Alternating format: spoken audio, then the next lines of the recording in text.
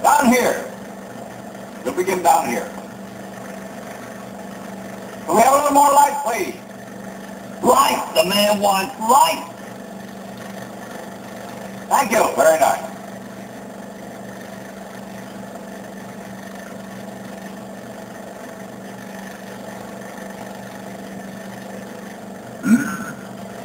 All right. Any emergencies affecting the people in the community? Fire. Or the most comprehensive threat of all, a nuclear attack.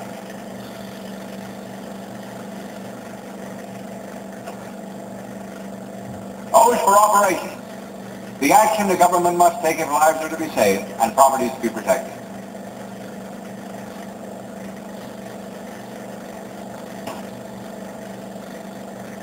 C is for center. The center of government for emergency operations. EOC. A setting, a place, an environment. A very special environment where decisions can be made and from which control can be exercised. We're going to create such an environment right here. But first, two assumptions. Let's assume that the emergency is a nuclear attack. That's why an EOC should always be set up in a protected place with a protection factor of at least 100. Second assumption, our community is a small city, about 75,000. Lively, prosperous, growing bigger year by year, but complex enough to keep our mayor very busy indeed. Now, in the normal course of the day, the mayor of Central City makes many decisions. But he has time to consider them, time to think about them and investigate them, time to talk to the people that are concerned wherever they may be. He has an opportunity to organize his time, to plan ahead. Miss Jones, what's my first appointment tomorrow? Miss Jones. Miss Jones ain't here. I know she is. Isn't. That's the point. In an EOC, we have to dispense with the amenities of ordinary office routine. Away with that elegance. All of it. Okay. No, all of it. All right. I'm sorry about that. Nobody's perfect, you know, boy. An emergency is any situation that requires immediate action. But in some emergencies, you may be faced with new problems every hour, possibly hundreds of new problems involving life and death. And you must meet those problems with whatever resources you have on hand now. And time is measured not in days, weeks, or months, but in minutes. So your center of operations in an emergency is stripped to its essentials, one of which is communication. Now, obviously, this equipment must always be in good working order. And the best way to be sure is to use it. In fact, the smart thing to do is to have your normal communications personnel stationed in the EOC area and using the equipment 24 hours a day. The police and fire dispatchers, for example, down here they can serve two functions. Bumper 4, this is Fire Central. Police Central. Sorry, I'll speak. Bumper 4, report when you're through. What cat up? What tree? One moment, please, madam. I think this is your department. Yes, ma'am. Ordinarily, they're occupied with the regular traffic of their departments. Fire Central for all stations. This is Police Central. This is an attack warning. Repeat, an attack warning. An attack warning. An attack warning. But they shift to emergency operations the minute they get the word.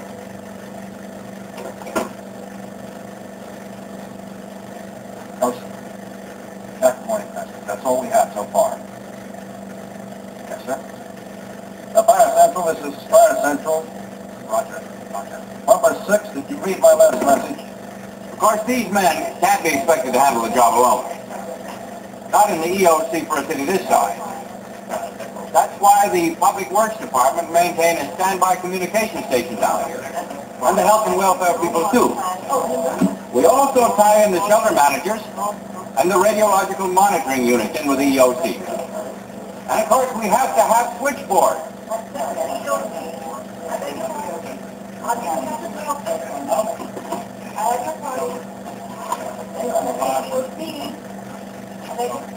Oh, emergency?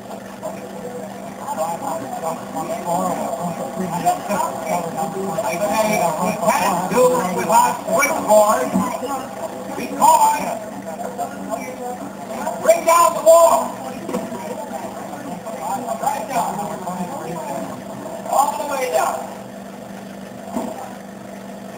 Does that suit your Royal Highness? Very nice. Now you won't forget the map, will you? And bring me back the blackboard. Control. I must control myself. I will not get excited. I will only think beautiful thoughts. I will be trustworthy, loyal, obedient, careful, thrifty, brave, clean. I run! Communications is certainly the first essential of an EOC.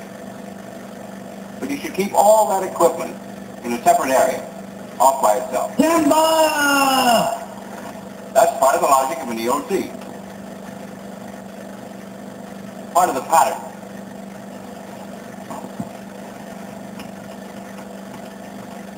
We put communications on one side. We use the other 3 sides for support. Sleeping areas, washrooms, generators, kitchens, the housekeeping facilities that maintain the staff during an emergency.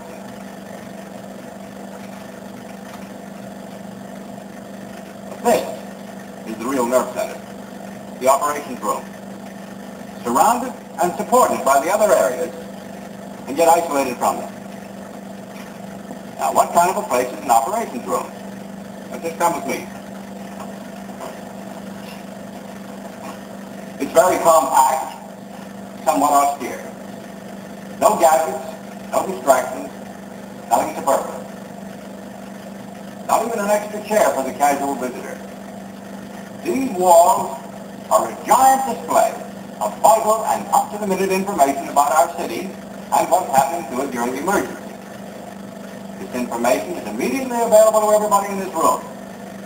For a general picture, start with this map. It represents the area around the city. Here we post everything we can find out about the attack and what effect it's had on our area. Where nuclear detonations have been reported. The blast and the fire effect. The wind direction. And the fallout prediction. These matters are among the particular concerns of our experts on the effect of nuclear weapons. The men that sit right here. But their expertise is also applied to this map. We take a section of that map and we blow it up into a detailed map of the city. It's chock full of information. But for the moment, just these items, please. You see this contour line? The red line indicates where hazardous fallout conditions have been recorded. It's a prime example of disaster analysis information. And it shows the kind of tough decisions that must be reached right here in this room. For example, the mayor might rule that because of the equipment and personnel available, all police, fire, and rescue operations will have to be limited to below this line. Harsh, but unavoidable. Now, notice this section of the map. This is the most densely populated part of the city, only during business hours. and it has the most shelter space. So, it calls for a map of its own. Nope, not yet. You're not finished yet, not quite. What now? I want some chairs and tables over on that side of the room. Chairs and tables. Yeah, chairs and tables. They got them. Hey, that's good. Oh, nothing. That's really very good. Thank you very much. Nothing at all. Nothing at all. Now, so far we have not dealt with the community's response. Will there be anything else, Your Majesty?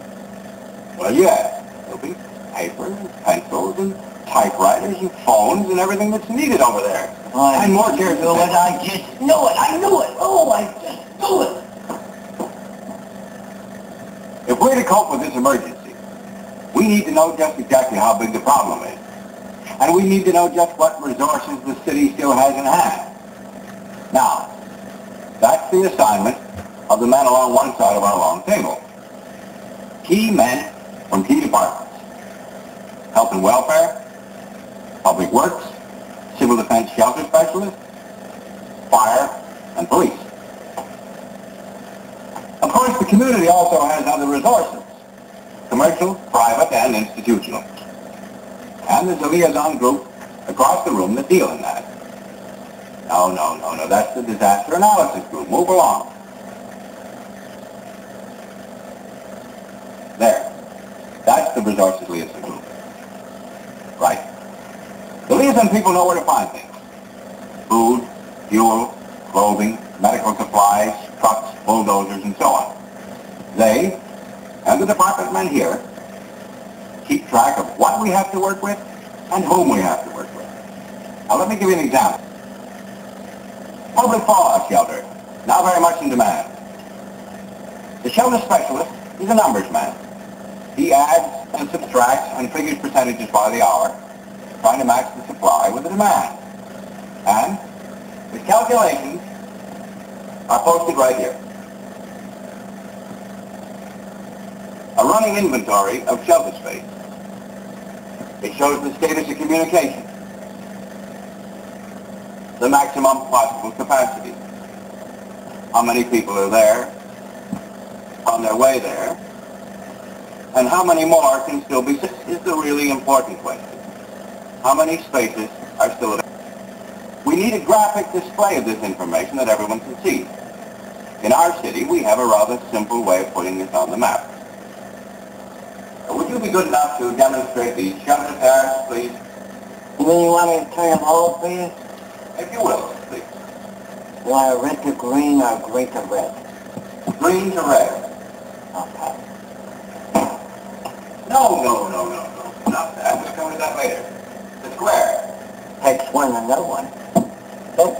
That's right. The little square. Each tab represents a group of shelter. When the green sign is out, it means that there's space available in the shelter. Now, Fascinating. turn it over, will you please? Good.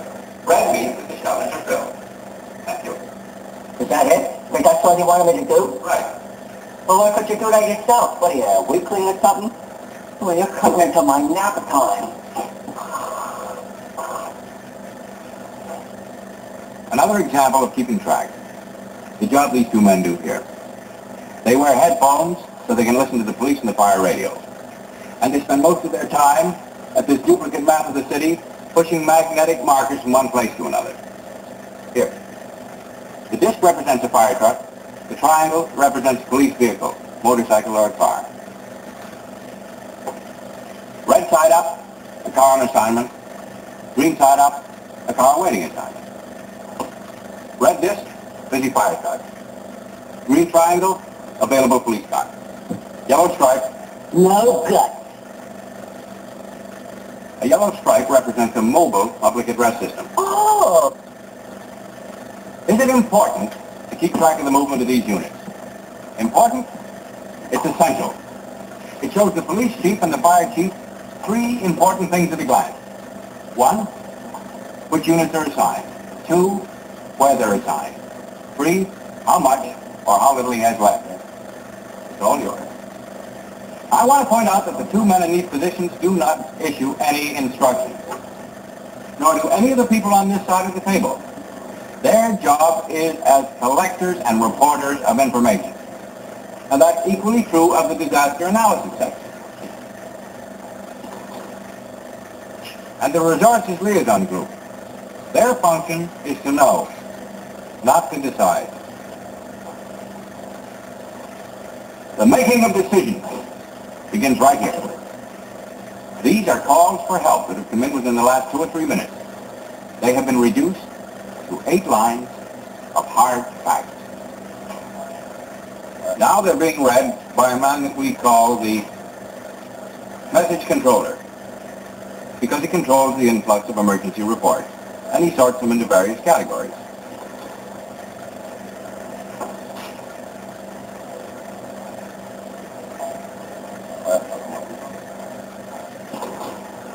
But these are assigned to operations officers for action now. Fire operations, one for you. Police, for you. These men are the key to the whole business. Gunner operations, this is priority. They make decisions here on a working level. Who does what, where, when, and how. Doctor? One for you. This man is in charge of medical emergencies. Two for you, sir. One. Two. This is public works. These men have control over the use of all the resources that the community has. There is only one thing that they can't do, and that is to let go of a problem before it's resolved. The man in charge of decision-making, the chief of the operations section, is a top city official who learned the technique from long experience in municipal administration. The men he depends on are all highly qualified too. Each is the senior professional in his department.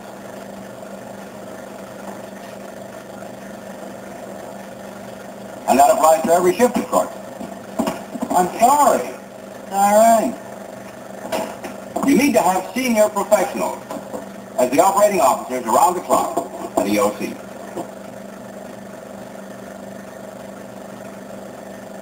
You may have noticed that I kept back these copies at the time that I handed out the emergency reports. Let me show you why I did. No, let me show them. Are you sure you know how to do this?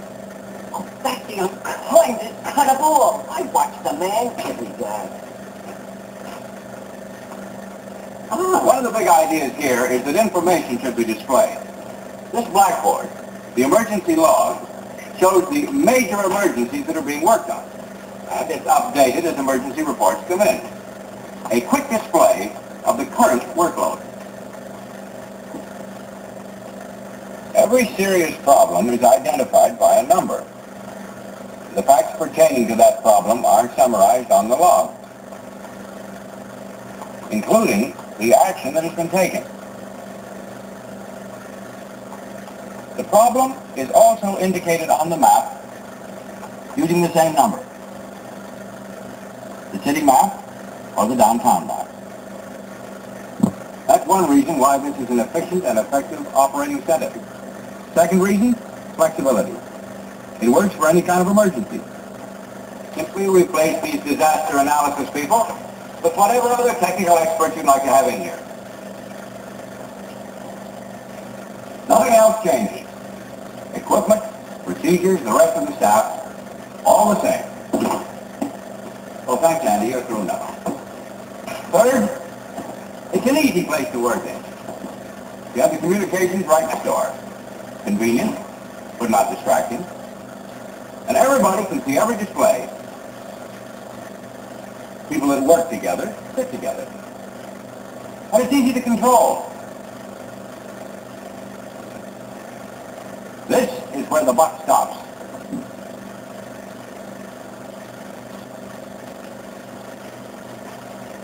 The executive table in the EOC.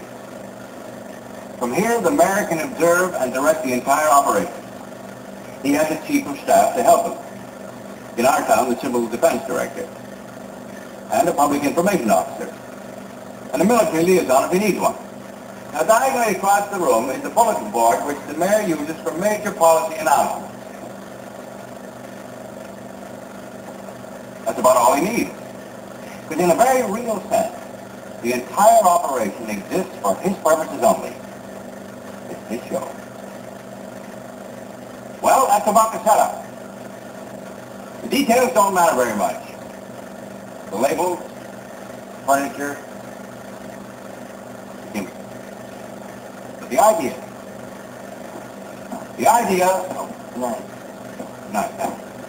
of one protected place. One protected place for centralized control. Where there's an instant display of common information available to all. Where there's immediate and direct contact among the officials involved in the emergency. These ideas, these basic concepts of an emergency operating center, these matter a great deal.